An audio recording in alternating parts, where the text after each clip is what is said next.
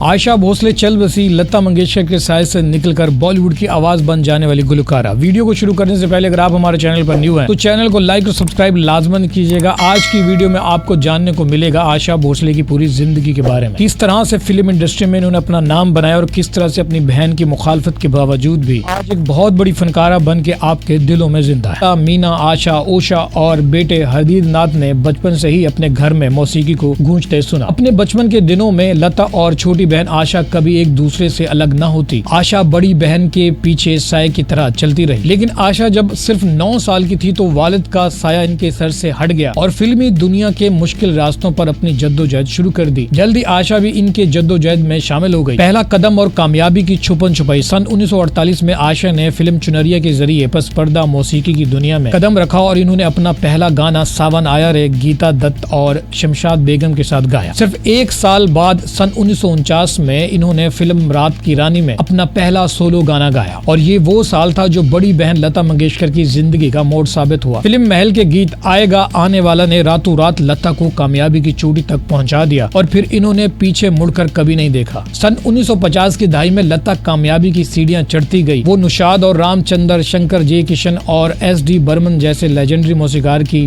पहली पसंद बन गई। इंडिया की पस पर्दा मौसीकी पर लता के अजारादारी कायम हो रही थी, जबकि सख्त मेहनत के बावजूद आशा को वो मुकाम नहीं मिल रहा था। उस दौर में आशा को ज्यादातर B ग्रेड कम बजट फिल्मों में मौका मिला। वो AR कुरैशी और सजाद हुसैन और सरदार मलिक जैसे मौसीकार के साथ काम कर रही थी, लेकिन बड़े मौसीकार और मरकजी फिल्मसाज इदारे ने इनसे दूरी अख्तियार कर ली थी। आशा भोसले की सवानिया उम्री लिखने वाले फिल्मी मोरिख राजू भारतन इनके इब्तिदाई दिनों को याद करते हुए एक इंटरव्यू में कहते हैं कि मैंने आशा भोसले को काम करने के लिए जद्दोजहद करते देखा है। अगर प्रोड्यूसर्स लता को कास्ट न कर सकते तो इनका अगला इंतखाब गीता दत्त या शमशाद बेगम होती। आशा का नाम तो इस फहरिस्त में शामिल ही नहीं था कि मराठी मिली हिंदी तलफ़ुज़ था और इन्होंने अपनी उर्दू को बेहतर बनाने में इतना काम नहीं किया था जितना लता ने किया था। इसके अलावा इनकी जाती जिंदगी और शादीशुदा जिंदगी भी उतार चढ़ाव से भरी हुई थी। जिस जाती वाक़या का राजू भारतन ने जिक्र किया वो उस वक्त पेश आया जब आशा सिर्फ 16 साल की थी। इन्होंने 31 साल गणपत राव भोसले के साथ भाग कर शादी कर ली और खानदान की ख्वाहिशात के खिलाफ कदम उठाया था। ये कदम दोनों बहनों के ताल्लुकात में ऐसी दरारें पैदा कर गया जो कई साल तक भर ना पाई। लता मंगेशकर को लगा कि ये रिश्ता इनकी छोटी बहन के लिए अच्छा नहीं है। अपने एक इंटरव्यू में आशा भोसले ने इतराफ किया कि लता दीदी इस शादी के सख्त खिलाफ थी और एक वक्त था कि जब हमारे रिश्ते में बहुत तलखी आ गई थी और कई साल तक हमारी बातचीत बंद रही। इन दिनों को याद करते हुए आशा भोसले ने कहा कि वो एक कदामत पसंद खानदान था जो गाने वाली बहू को पसंद नहीं करता था। इनका कहना था कि इनके शौहर बहुत बदमिजाज थे, शायद इन्हें दूसरों को तकलीफ देना बहुत पसंद था, लेकिन बाहर किसी को इस बात का इल्म नहीं था। दबाव वाले इन हंगामा खेज वर्षों में आशा का कैरियर ज्यादा तरक्की नहीं कर पा रहा था, जबकि लता इस दौरान कामयाबी की चोटी पर पहुंच चुकी थी। ओपिनियर और SD बर्मन के साथ आशा के कैरियर को इब्तिदाई शोहरत बमल राय की परिणीता 1953 और राज कपूर की बूट पॉलिश 1954 के गानों से मिली है, लेकिन इनकी जिंदगी में एक अहम मोड़ तब आया जब इनकी मुलाकात मौसीकार ओपिनियर से हुई। नेयर का ख्याल था कि वो लता के बगैर भी सुपर हिट म्यूजिक बना सकते हैं। लता ने भी इनके साथ काम करने से इनकार कर दिया। नेयर की इब्तिदाई पसंद गीता दत्त थी, लेकिन जल्द ही आशा भोसले ने अपनी जगह बना ली। उड़े जब जब जुल्फें तेरी जैसे गानों ने आशा को पहली बार किसी फिल्म में मारूफ अदाकारा की आवाज दी। इसी साल 1957 में मौसीकार SD बर्मन लता मंगेशकर के दरमियान इख्तिलाफ ने आशा के लिए कामयाबी के नए दरवाजे खोल दिए। अगले 5 साल तक SD बर्मन ने लता के साथ काम नहीं किया तो आशा इनके कैंप में मरकजी गुलकारा बनकर उभरी। फिल्मी हलकों और जराइद में खूब चर्चा था, लेकिन लता इस बात पर अपनी बहन से सख्त नाराज है। लेकिन इनके 5 वर्षों के दौरान आशा ने अपनी सलाहियतों का लोहा मनवाया। SD बर्मन, किशोर कुमार, आशा भोसले और मजूर सुल्तानपुरी ने रोमानवी गानों की एक नई दौर का आगाज किया। हाल कैसा है जनाब,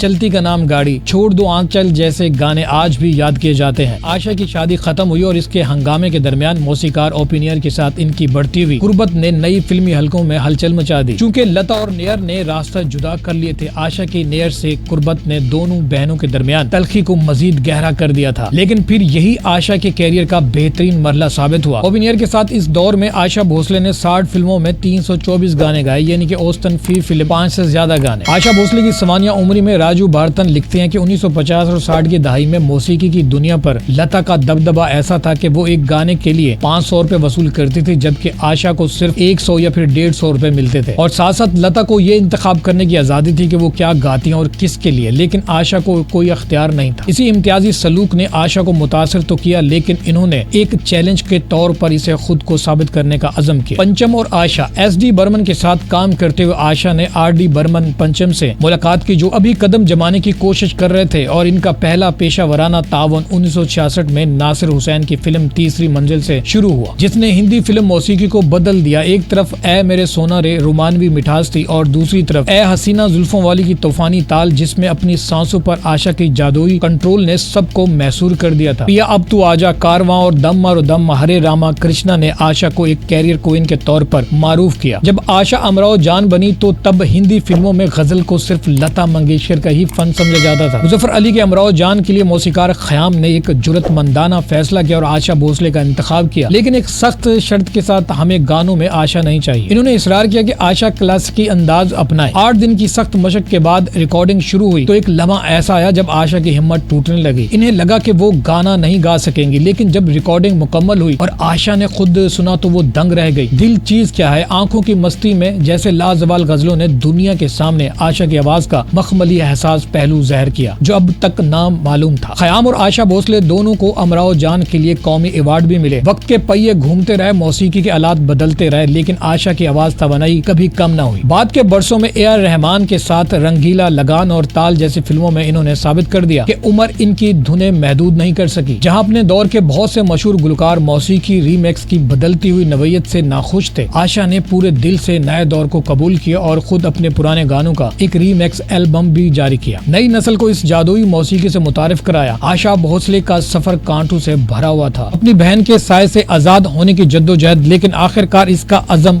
गालिब रहा। इसने दुनिया को दिखाया कि वो एक मुकम्मल फनकार है और ऐसी आवाज जो कल भी जवान थी और जिसका चंचलपन हर नस्ल रूह को छूता रहेगा। अगर आप भी आशा भोसले के बारे में कोई कमेंट्स देना चाहते हैं तो जरूर वीडियो के नीचे कमेंट्स लिखिएगा और जाते जाते हमारे चैनल को लाइक और सब्सक्राइब लाजमन कीजिएगा इस तरह की वीडियोस देखने के लिए।